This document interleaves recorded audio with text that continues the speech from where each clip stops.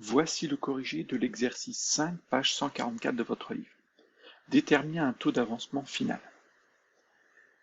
On a un fil de cuivre, donc Cu solide, de masse 5 grammes, qui est plongé dans une solution de 100 ml contenant des ions argent Ag+, telle que la concentration des ions argent est de 0,075 mol par litre. La solution se colore en bleu et un dépôt d'argent se forme sur le cuivre. L'absorbance à lambda est égale à 500 nanomètres. Donc là, c'est une valeur que j'ai changée. Je crois qu'elle indiquait 800 nanomètres au départ dans le livre, mais il faut que la longueur d'onde choisie ici pour l'étude soit identique à celle qu'on vous propose pour ce graphique. Sinon, on ne peut pas utiliser le graphique. Donc, l'absorbance pour une longueur d'onde de 500 nanomètres de la solution obtenue est égale à 0,47. Écrire l'équation de la réaction. Donc, on va lister les réactifs, on va regarder les couples qui nous sont proposés. On a deux couples qui nous sont proposés, qui sont des couples oxydants-réducteurs. Donc, on va tout de suite voir qu'on a du cuivre solide. Donc, j'ai le réducteur de ce couple, vu que c'est oxydant à gauche, réducteur à droite. Et on mélange avec des ions argent, qui sont l'oxydant de ce couple. Un réducteur réagit avec un oxydant, c'est bon. Donc j'écris les couples. Donc le premier couple Ag plus Ag, je souligne Ag plus parce que c'est ce que l'on a introduit, c'est le réactif. Et je commence à écrire la demi-équation encore par Ag+, c'est-à-dire l'espèce introduite. Donc plus un électron, les électrons sont toujours du côté de l'oxydant, donne Ag. Donc là on est bien équilibré, on a un élément argent, on a une charge positive, une charge négative, c'est-à-dire zéro charge dans les produits, dans les réactifs, pardon, et zéro charge dans les produits, donc c'est bien équilibré. Le deuxième couple, c'est le couple Cu2 plus Cu, et cette fois-ci, c'est Cu qui est introduit, donc je commence par écrire la demi-équation par Cu. Cu donne Cu2 plus 2 électrons. Pourquoi 2 électrons? Les électrons sont du côté de l'oxydant. L'oxydant, c'est bien Cu2+. Et pour équilibrer, j'ai un cuivre, j'ai zéro charge à gauche, donc il me faut zéro charge à droite. Voilà pourquoi j'ai mis 2 électrons ici. J'avais 2+, il me faut 2- pour avoir zéro charge ici. Ensuite, il faut s'assurer qu'il y ait le même nombre d'électrons qui soient libérés et captés dans les demi-équations. Donc là, je libère 2 électrons. Et là, je capte qu'un électron. Donc ce n'est pas bon. Il faut que cette demi-équation se fasse 2 fois. C'est-à-dire qu'elle va se faire une fois un électron capté, elle se fera une deuxième fois, un deuxième électron sera capté pour avoir 2 électrons libérés, 2 électrons captés. Donc cette demi-équation se fait 2 fois. Donc maintenant j'additionne en n'oubliant pas que chaque espèce chimique ici contenue dans cette demi-équation doit être multipliée par 2. Donc j'ai 2 Ag+, plus 2 électrons donne 2 Ag. Et j'obtiens donc 2 Ag+, plus Cu donne donc une double flèche parce qu'on ne sait pas si la réaction est totale ou non totale. Donc là normalement c'est on va mettre ça quand c'est non total, mais quand on doute on peut mettre les deux et éventuellement corriger. Quand on sait si elle est totale, on corrigera en mettant une simple flèche de gauche à droite.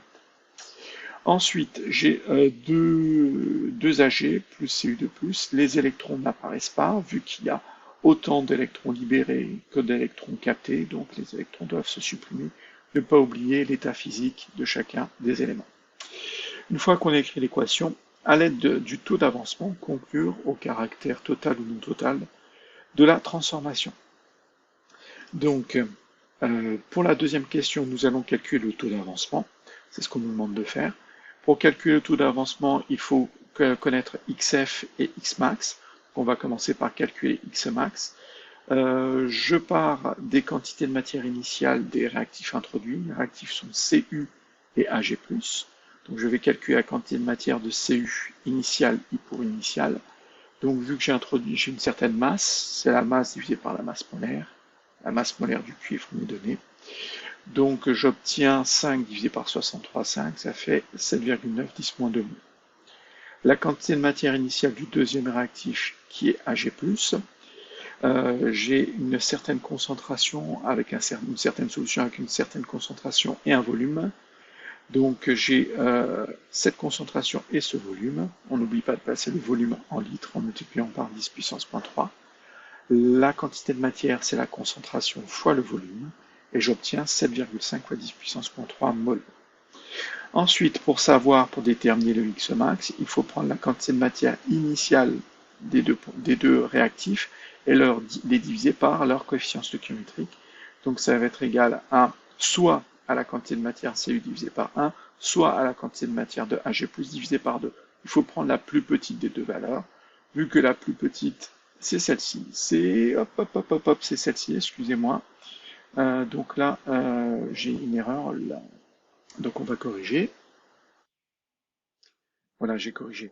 Donc la quantité de matière de Cu initiale divisée par 1, son coefficient stoichiométrique, est supérieur à la quantité de matière des ions argent, le deuxième réactif, divisé par 2, son coefficient stoichiométrique, et X max sera égal à la plus petite des valeurs, c'est-à-dire celle-ci.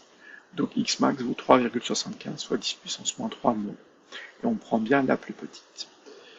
Ensuite, on va calculer XF. Pour calculer XF, XF sera égal à la quantité de matière d'argent final. Donc là, je m'intéresse au produit, divisé par son coefficient stoichiométrique, ou la quantité de matière ici, et la quantité de matière de Cu2+ finale, divisé par son coefficient stoichiométrique, qui vaut 1. Donc ici, il n'y a rien. Je vais quand même faire un petit aparté ici. Comment j'en déduis ça ici? Pourquoi XF est égal à ça?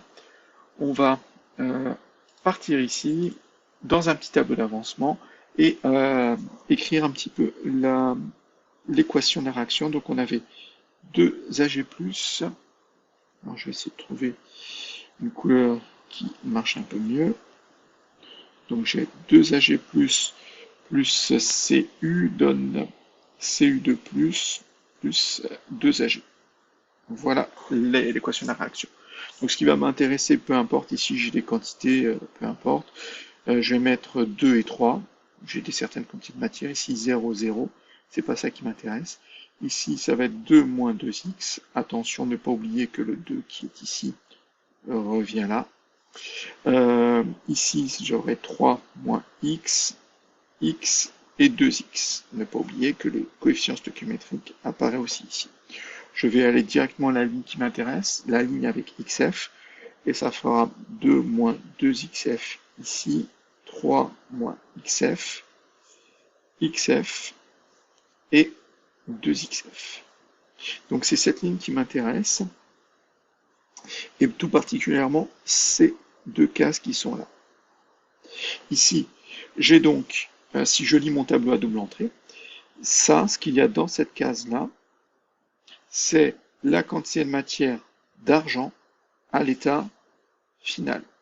Donc la quantité de matière d'argent à l'état final, c'est égal à 2XF. Autrement dit, XF sera égal à la quantité de matière finale d'argent divisé par 2. Et dans cette case-là, je vais avoir la quantité de matière de Cu2+ à l'état final.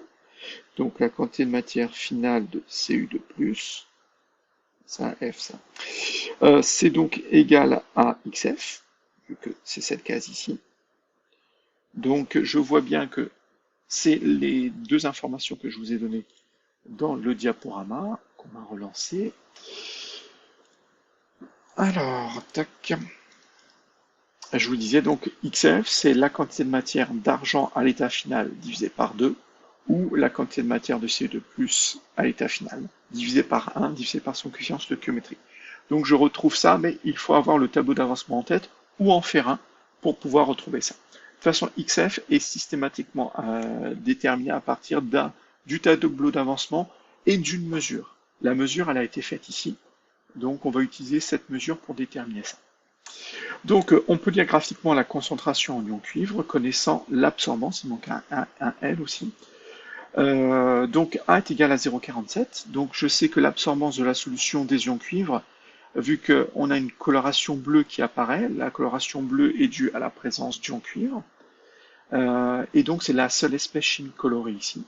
Donc l'absorbance n'est due qu'à la présence des ions cuivre, et de toute façon j'ai bien l'absorbance en fonction de la concentration en ion cuivre, Cu2+, Donc ici, j'ai pas trop de soucis à me faire. Donc j'ai ici une courbe d'étalonnage. Connaissant la concentration, pardon, l'absorbance de la solution à l'état final, je pourrais en déterminer, donc le 0,47, je vais me placer ici, je pourrais déterminer ici la concentration finale en ion Cu2+. Donc, c'est ce que j'ai fait ici. Donc, on a 0,47, je me suis placé à 0,47.